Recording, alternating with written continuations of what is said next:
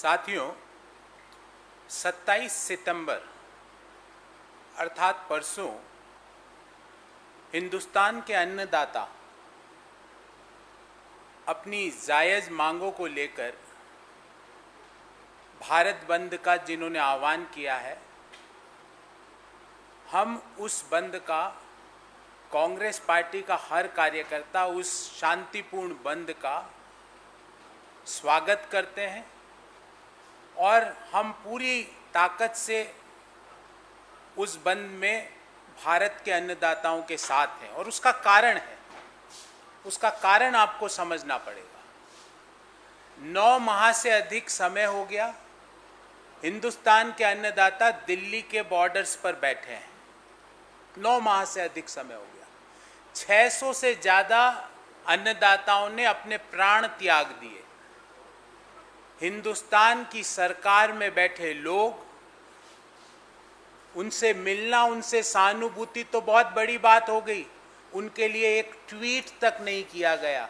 600 से ज़्यादा लोगों ने अपने प्राण त्याग दिए। ठंड में, बारिश में पूरी गर्मी निकाल दी उन्होंने, उस आंधियां तूफान निकाल दिए, पर वो अपने जायज़ मांगों को लेकर सड़क पर बैठे हैं। और दिल्ली में बैठी सरकार, 20 किलोमीटर दूर जो लोग किसान भाई बैठे हैं, अन्नदाता बैठे हैं, उनसे मिलने का समय उनको 9 महीने से अधिक समय हो गया, पर उन्हें नहीं मिला।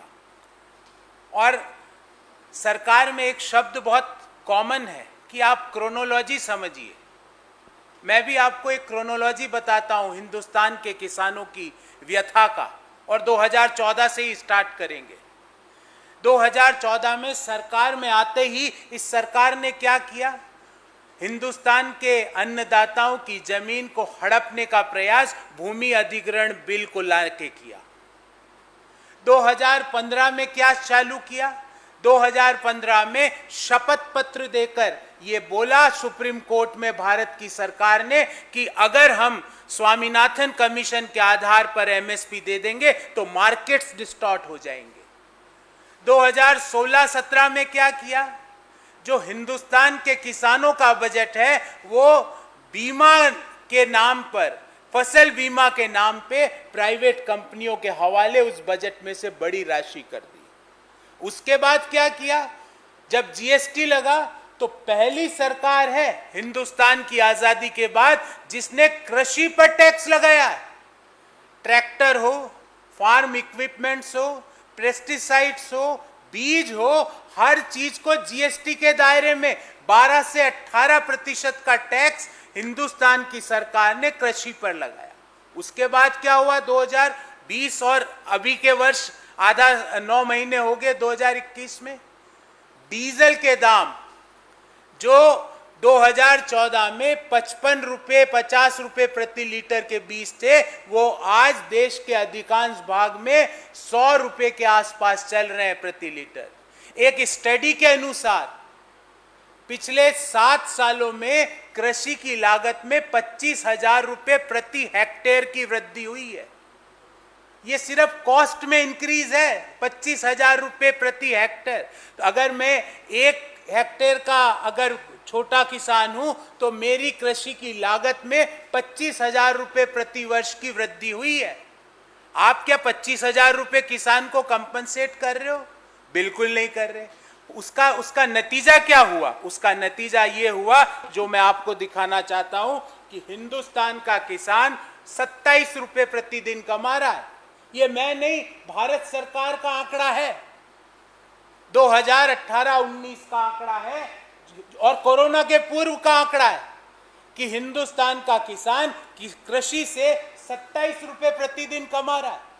भारत सरकार का यह आंकड़ा देता हूं कि 2012-13 में हर किसान के ऊपर 47,000 रुपीस का कर्ज था, जो 2018-19 में बढ़ के 74,121 रुपये हो गया। ये मैं नहीं कह रहा, ये सिचुएशन असेसमेंट सर्वे जो भारत सरकार ने कराया उसकी फाइंडिंग्स है। 2012-13 में एक किसान के जो कुल आय होती थी एक किसान परिवार की, उस कुल आय में खेती से होने वाली आय 48% थी, जो आज 18-19 में 38% रह गई है। 27 रुपए प्रति किसान, एक किसान एक दिन में 27 रुपए कमाता है।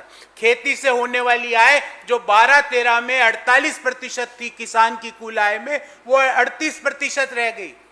ध्यान रहे साथियों, 5 महीने बाद वो दिन आने वाला है जब भारत के प्रधानमंत्री जी ने ये वादा किया था किसानों की आय दोगुनी करने का। फरवरी 2022 मुझे अच्छे से याद है और हिंदुस्तान के अन्नदाताओं को भी याद है। आपने तो आय डबल करने की बात करी थी और भारत सरकार का सिचुएशन असेसमेंट सर्वे कहता है कि किसानी से, खेती से होने वाली आय जो 48% आय होती थी किसान परिवार को, वो 38% रह गई। आपने तो डबल करने की बात करी थी और सिचुएशन असेसमेंट सर्वे बोलता है कि 27 रुपए प्रतिदिन एक किसान कमाता है। आपने तो किसानों की आय डबल करने की बात की थी, पर 12-13 की तुलना में 18-19 में प्रति किसान कर्ज 47,000 से बढ़ के 74,121 रुपए हो गया। और आपने क्या किया? आपने सुप्रीम कोर्ट में हलफनामा दिया कि हम अगर एमएसपी देंगे तो मार्केट्स डिस्टॉर्ट हो जाएंगे, हम स्वामीनाथन कमीशन के अनुसार एमएसपी का निर्धारण नहीं कर सकते। आपने क्या किया? आपने ये किया कि गेहूं की फसल पे 40 पैसे प्रति किलो एमएसपी बढ़ाई है। 40 पैसे प्रति किलो एमएसपी गेहूं पर बढ़ाई और उसका ढिंडोरा पीटा जा रहा है। क्या हिंदुस्तान का किसान जो 25,000 रुपये, जिसकी लागत 25,000 रुपये प्रति हेक्टेयर बढ़ी है, उसको क्या 40 पैसे प्रति किलो की एमएसपी बढ़ाना जायज है? क्या वो एमएसपी की अपनी लीगल राइट की मांग करता है तो क्या वो गलत है? क्या वो ये कहता है कि ये जो 3 काले कानून है उस पे ना थोपे जाए? जो सरकार किसानों के लिए मंडियां बंद करवाने का काम कर रही है, उस सरकार के खिलाफ अगर किसान यूनियन भारत बंद का आयोजन करते हैं तो हर व्यक्ति, हर हिंदुस्तानी, हर कांग्रेस का कार्यकर्ता उस बंद के साथ है। क्योंकि अगर सरकार मंडी बंद करवाने का काम करेगी, अगर किसान इन 3 काले कानूनों से किसानों की जमीन, किसानों की खेती, किसानों की मेहनत अपने चंद मुट्ठी भर दोस्तों के हवाले करने का काम करेगी, तो हर कांग्रेस का कार्यकर्ता सड़क पर शांतिपूर्ण तरीके से इस आंदोलन, इस बंद के साथ खड़ा है। साथियों, आज इसी बाबत हमने सोचा था कि इसी विषय पर हम अपनी बात रखेंगे। मैंने सिलसिलेवार तरीके से क्या क्या, किस तरह क्रोनोलॉजिकली किसानी और खेती को इस सरकार ने डेंट दिया है, किस तरह से जनवरी से लेके अब तक, जनवरी के पश्चात किसानों से सरकार मिली तक नहीं है, ना उनके यूनियन के लोगों से मिली। वो हर बार चिट्ठी लिख रहे हैं सरकार को कि हमारी जायज़ मांगों को आप क्यों नहीं उस पर बात करना चाहते, उस पर बात भी नहीं करना चाहते। और मुझे तो आश्चर्य जब होता है जब प्रधानमंत्री नरेंद्र मोदी, मुख्यमंत्री नरेंद्र मोदी का विरोध करते हैं।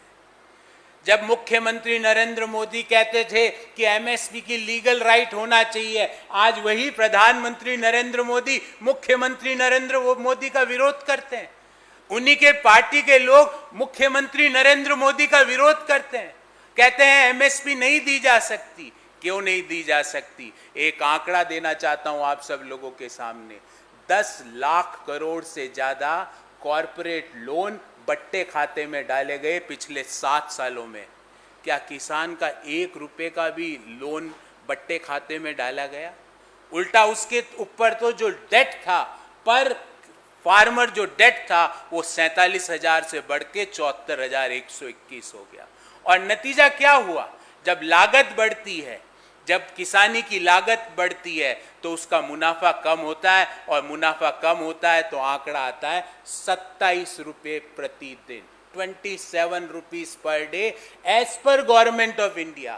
A farmer is earning in the year 2018-19 this is called as farm welfare? आपने एग्रीकल्चर मिनिस्ट्री का नाम तो किसान कल्याण कर दिया, पर आपके मन में ना तो कल्याण की भावना है, ना आप कल्याण करना चाहते हो, ना आप कल्याण के बारे में चर्चा करना चाहते हो।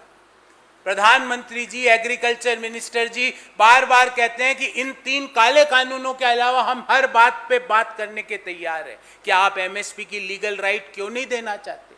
क्यों आप तो ऑर्डिनेंस सरकार हो, आप तो 1 घंटे में ऑर्डिनेंस बना देते हो। आपने तो कोरोना काल में, जब हिंदुस्तान के किसान 3% कंट्रीब्यूशन कर रहे थे जीडीपी, एग्रीकल्चर ग्रोथ कोरोना काल में 3% थी, जब सारे उद्योग धंधे गिर रहे थे, उस समय भी हिंदुस्तान के किसान, हमारे अन्नदाता अपनी मेहनत से 3% पॉजिटिव ग्रोथ कर रहे थे। उस दौरान आपने बिना विमर्श के, बिना विचार के, बिना कंसल्टेशन के 3 काले कानून थोप दिए। और जब हम ये पूछ रहे हैं, हिंदुस्तान के अन्नदाता ये कह रहे हैं कि इन 3 काले कानूनों को वापस लीजिए, तो आप कह रहे हो इसके अलावा हम कोई बात नहीं करना चाहते। अगर आप ऑर्डिनेंस से 3 काले कानून थोप सकते हो, तो क्या एक ऐसा ऑर्डिनेंस नहीं आ सकता कि कोई भी सरकार, कोई भी प्राइवेट पार्टी एमएसपी से कम अगर किसान की फसल को खरीदेगा तो वो दंडनीय अपराध होगा? क्या ये 1 पेज का ऑर्डिनेंस ड्राफ्ट नहीं किया जा सकता? बिल्कुल किया जा सकता है, पर आपकी ना तो नीति है फार्मर्स वेलफेयर की, ना